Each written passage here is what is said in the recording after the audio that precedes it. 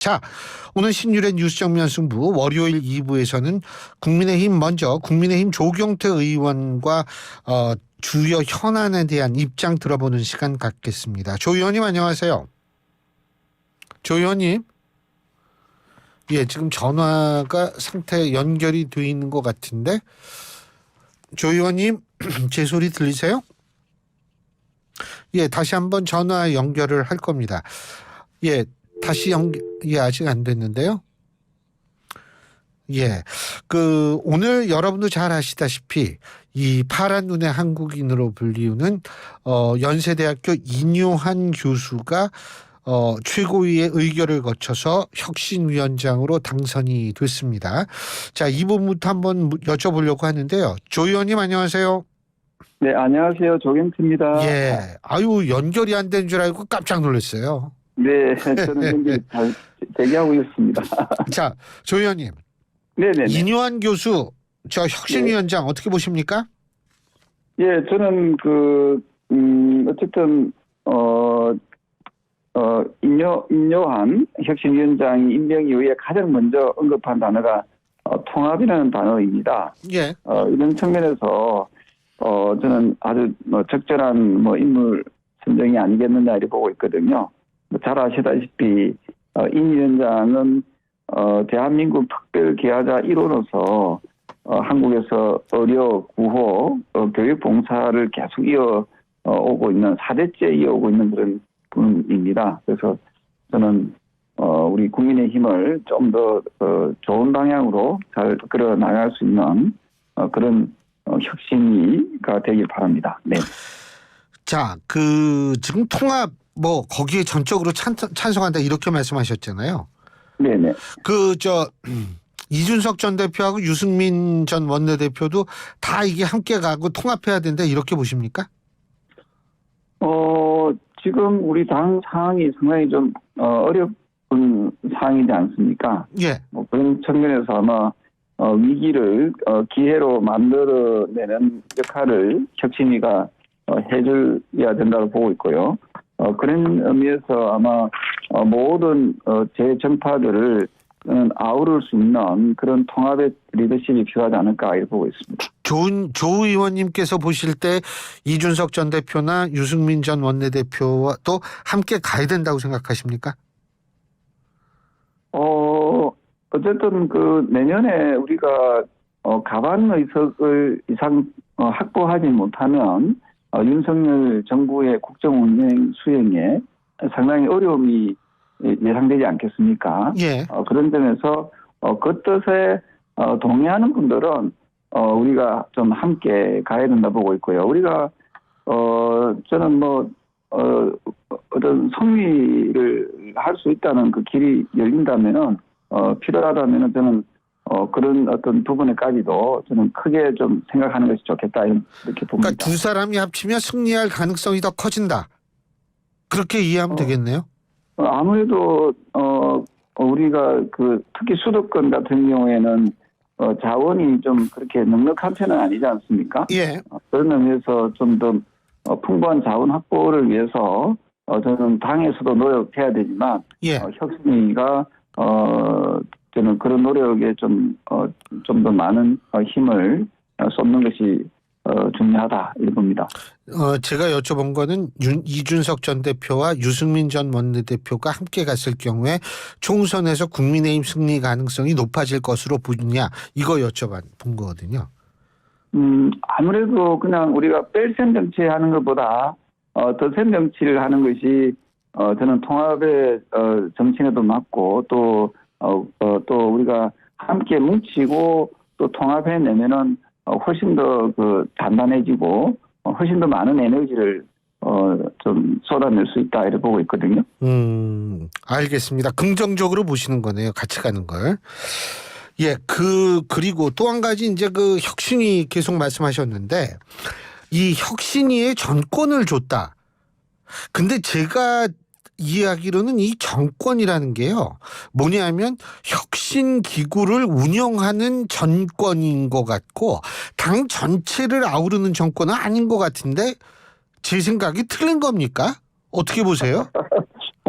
아마도 저는 정권을 줬다면 지금 말씀 주신 대로 당 운영에서의 어떤 모든 분야에서 아우러서 정권을 주는 것이 맞다고 봅니다만은 만약에 그 어떤 혁신 기구의 운영에 한정해서 하게 되면은 혁신의 활동은 극히 제한적으로 밖에 활동할 수가 없거든요. 예, 예. 그런 점에서 지금 염려하시는 부분이 충분히 이해가 되고요. 그래서 저는 모든 분야가 좀 더 그 폭넓게 활동할 수 있도록 혁신위에다가 그야말로 정권을. 정권을 보유하는 것이 맞다 이렇게 봅니다. 예. 그러니까 뭐 전권을 준다라는 건 공천권도 다 포함되는 거죠, 당연히. 네네네. 예. 그건 뭐 당연하겠죠, 정권이니까. 그런데 그 실제로 지금 일각에서는 인요한 교수님이 정치를 잘 뭐 해본 적이 없기 때문에 이거 뭐 어느 정도 할까 뭐 이런 얘기 나오는데 동의하세요? 글쎄요, 저는 오히려 좀 더 객관적인 분이 나와서 저는 그런 걸 좀 더 참신하게 또 신선한 바람을 일으킨다면은 저는 또 긍정적인 흐름으로 갈 수 있다 이렇게 보거든요. 그런 의미에서 이분께서는 와이프와 자식 빼고는 다 바꿔야 한다 이런 또 대대적인 혁신을 또 예고를 하고 있기 때문에 좀 더 지켜보는 것이 어떨까 그런 생각을 합니다. 조경태 의원님은 인요한 교수님 이 뭐 몇 번 뵌 적은 있으시죠? 아니요, 저는 이분을 뵌 적은 없습니다. 저는 없어요? 부산이고 이분은 또 지금 서울에서 활동하고 계시기 때문에. 제가 이분은 옛날에 한 뭐 진짜 옛날에 그 한 두 번 정도 인터뷰를 한 적이 있거든요. 직접 스튜디오에서. 네. 근데 제가 그때 이분한테 받은 인상은 이분이 굉장히 강단이 있는 분이에요. 그러니까 그 이 뭐 흔히들 얘기하는 정치를 잘 몰라가지고 흔들리면 어떡해. 제가 볼 때 그런 걱정은 안 해도 될 것 같아요. 네. 저도 아마 그럴 분이라고 저는 예측을 하고요. 어쨌든 혁신위원장을 그 제안을 또 흔쾌히 받아들였으니까 수용했으니까 저는 우리 당을 좀 더 잘 이끌어 주셨으면 하는 그 바람입니다.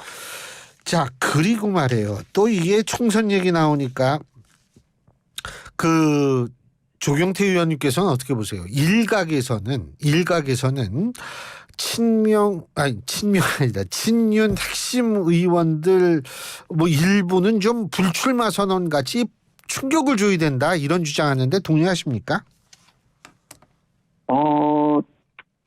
저는 그 어떤 뭐 정말 대통령을 위한다는 그런 각오가 있다면 내년 총선에서 우리가 가반 의석을 확보하는데 어떤 전략이나 어떤 그 노력이 필요할 건가는 아마 개개인적으로 다 생각들을 저는 하신다 보거든요.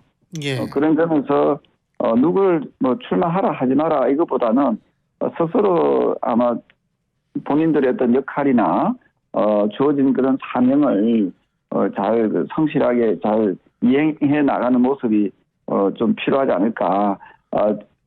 제가 부산에서 방금 서울에 올라왔습니다만은 부산도 여론이 그렇게 썩 우호적이진 않거든요. 국민의힘에 대한 여론 말씀하시는 거죠? 그렇습니다. 그래서 이런 부분에 대해서 좀 더 사이다 같이 좀 시원한 그런 어떤 변화를 국민들은 기대하고 있지 않는가 이런 생각을 합니다.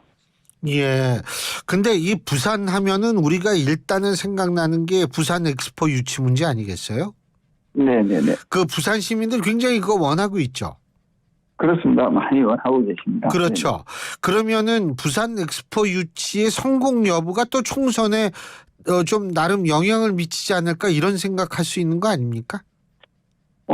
일부는 그래도 생각을 하실 수가 있는데요. 근데 예. 제가 만나는 그 시민들에게는 어떤 희망과 비전을 제시를 하는가 하면 반드시 2030년 엑스포에 우리가 성공하기 위해서 대통령도 그렇고 또 많은 분들이 노력을 하고 계시지만 혹시나 이번에 그 뜻을 이루지 못하더라도 우리가 2035년에 5년 후에마다 이렇게 엑스포 열리지 않습니까? 그렇죠. 넥스트 또 대회에서 우리가 다음 대회에서 또 이룰 수 있는 희망이 있다. 아하. 그게 바로 우리 동계올림픽의 예를 들었거든요. 예. 네, 그렇게 말씀드리니까 시민들께서는 어쨌든 우리가 최선을 다하고 예. 미래를 준비하자. 여기에 좀 상당히 좀 뜻을 모으는 그런 입장들이십니다. 예, 그렇군요. 근데 부산도 분위기가 뭐 예전만큼 좋지는 않다 이런 말씀이신데 말이에요. 그죠? 그러면은 이게 좀 혁신적 메시지도 나오고 이 영남에 계신 의원들이 또 이 기득권 버린다는 차원에서 수도권도 좀 나와야 되고 이런 얘기들 많이 나오는데 그 부분은 어떻게 보십니까? 그러니까 예를 들면 하태경 의원처럼요. 글쎄요, 저는 이게 조금 지역이나 전체를 좀 보는 눈들이 좀 더 있어야 된다 보고 있고요. 경쟁력이 있는 인물들이 저는 수도권에 물론 뭐 경쟁력이랑은 또 이렇게 서로 주관적인 입장이지 않습니까? 예. 그 어떤 분들이 내가 어디에 나오겠다는 그 결심은 본인 스스로의 어떤 판단이라고 보고 있고요. 다만 그 지역에서도 경쟁력이 있는 인물들이 나와야 된다 보거든요. 예를 들면 그냥 낙하산식으로 누가 내려왔을 경우에 생소한 인물이 나오게 되면은 부산도 상당히 어렵다 이런 생각이거든요. 그래서 좀 지역마다 경쟁력이 있는 인물들, 그리고 부산에는 아시다시피 지금 세 곳이 다 또 민주당을 또 의원들이 하고 계시지 않습니까? 그래서 부산이 2018년도에는 보면 부산시장, 그다음에 구청장 이런 분들이 거의 대부분이 다 민주당 성향이 민주당에서 이제 석권을 한 지역이거든요. 예. 네, 그런 부분을 감안했을 때 어쨌든 그 현장에서의 경쟁력이 높은 분들이 저는 공천이 되는 것이 출마하는 것이 저는 바람직하다 이렇게 봅니다. 전체 큰 그림으로 봤을 때는 당연히 지역 경쟁력이 높은 사람을 해야 된다. 근데요, 한동훈 장관 말이에요. 경쟁력 어느 정도로 평가하십니까? 그러면 이제 조경태 의원님은 젊을 때부터 정치를 쭉 국회의원을 하시고 30대부터 네.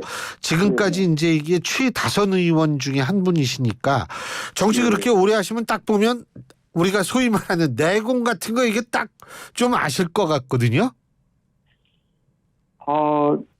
저는 그 한동훈 장관에 대한 그 호불호가 좀 너무 명확하지 않습니까? 예. 야당의 지지자 하시는 분들은 또 되게 싫어하고요. 그렇죠. 여당의 지지자들 분들은 또 되게 좋아하고. 예. 그래서 저는 출마를 하는 게 좀 당에는 도움은 될 것이라 보거든요. 예, 그래서 지금 최근에 종로 출마세도 있기는 합니다만은 예. 뭐 어떤 형태든지 이번 총선에 저는 좀 기여할 수 있는 그런 역할은 또 그런 있다 이렇게 보고 있기 때문에 한동훈 장관이 이 지역구를 출마하는 방식이 있고요. 또 하나는 비례요? 비례의 끝번을 받았고 그 앞순위 말고 뒷순위 있지 않습니까? 끝순위를 받아서 저는 배수의 진을 치면서 전국 선거에 좀 기여할 수 있는 방법도 있지 않을까 이런 생각을 합니다. 예, 어떤 종로에 나가는 게 낫다고 보세요? 비례대표 끝번호 받는 게 낫다고 보세요? 그 부분에 대해서는 이제 뭐 제가 이 정도로 힌트를 드렸으면은 당에서 예. 잘 조정해서 하는 게 좋겠죠. 네네. 그러니까 이런 말씀하시는 분도 많더라고요. 이 종로는 사실 여태까지 민주당하고 국민의힘하고 이게 계속 역대를 보면 거의 동률이거든요. 막상 막하인 지역이거든요. 그래서 이 종로 같은 데 나가면 오히려 다른 선거의 유세를 할 수가 없다. 그러니까 예를 들면은 현 우세훈 서울시장도 종로에 나갔었잖아요. 그렇지 않습니까? 그때 정세균 의원하고 이렇게 맞붙었었는데 그때 우세훈 시장이 뭐 여론조사도 잘 나오고 이랬는데도 그래서 이제 딴 데 막 지원 유세 다니고 이랬는데 안 됐잖아요. 그런 사례를 들으면서 오히려 좀 이 전체 선거에 기여하려면 다른 방식이 좋겠다라고 얘기를 하는데 조 의원님도 그렇게 생각하시는 거 아니겠어요? 네네네. 뭐 어쨌든 좋은 자원이기 때문에 그 좋은 예. 자원이 좀 성공할 수 있도록 저는 그렇게 했으면 좋겠고요. 네. 알겠습니다.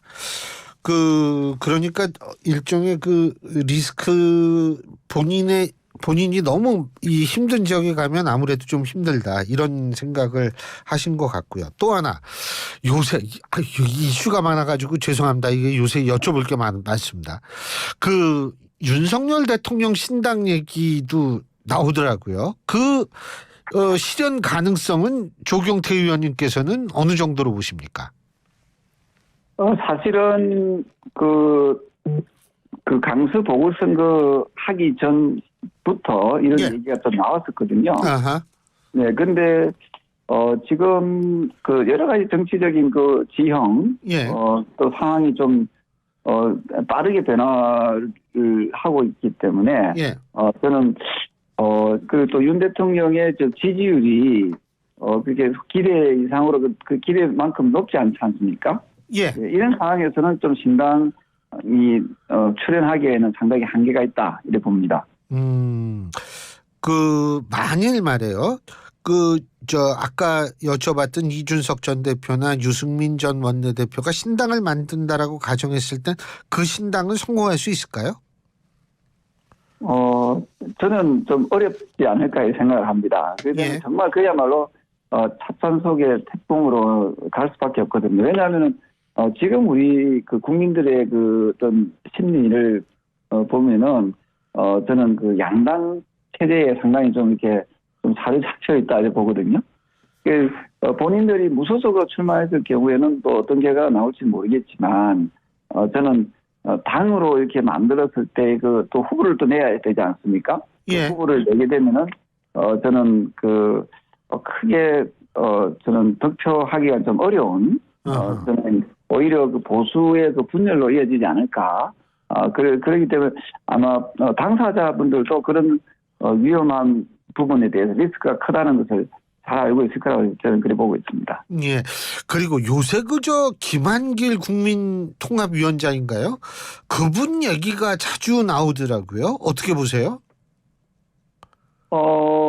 나름대로 저는 정치적인 또 역할을 또 하고 있는 걸로 알고 있습니다. 지금 현재도요. 예. 네네. 그래서 나름대로 여러 가지 자문이나 이런 부분에서 저는 그런 역할을 잘 수행하고 있는 걸로 알고 있습니다.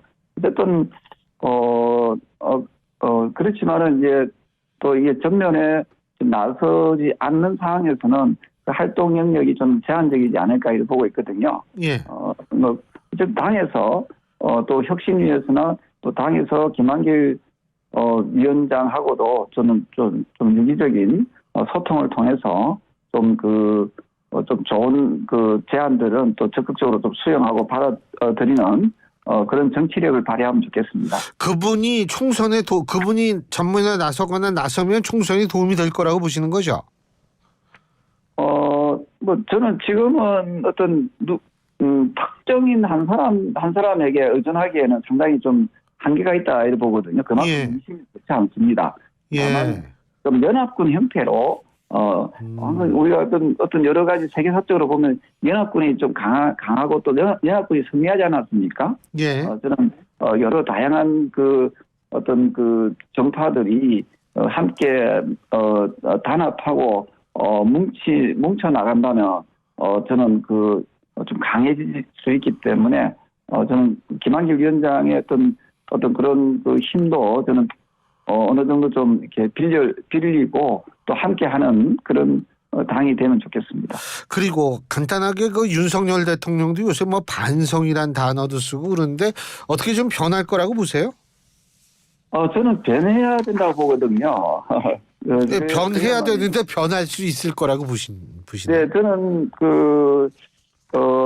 이제 소통과 반성 또 변화를 강조를 계속 해오고 계시기 때문에 저는 거기에 변해야 된다 이렇게 보고 있고요. 예. 그 변하는 방법 중에 하나가 저는 국회에서 국회를 존중하는 것은 국민을 존중하는 마음이지 않겠습니까? 예. 국회에서 국회의장과 여야 대표들과 함께 회동을 하면서 저는 민생을 논하고 국가 발전을 논하는 그런 그 계기 마련도 저는 중요하다 이렇게 보고 있습니다. 예, 잘 알겠습니다. 오늘 말씀 여기까지 듣겠습니다. 고맙습니다. 네, 감사합니다. 예. 지금까지 국민의힘 조경태 의원이었습니다.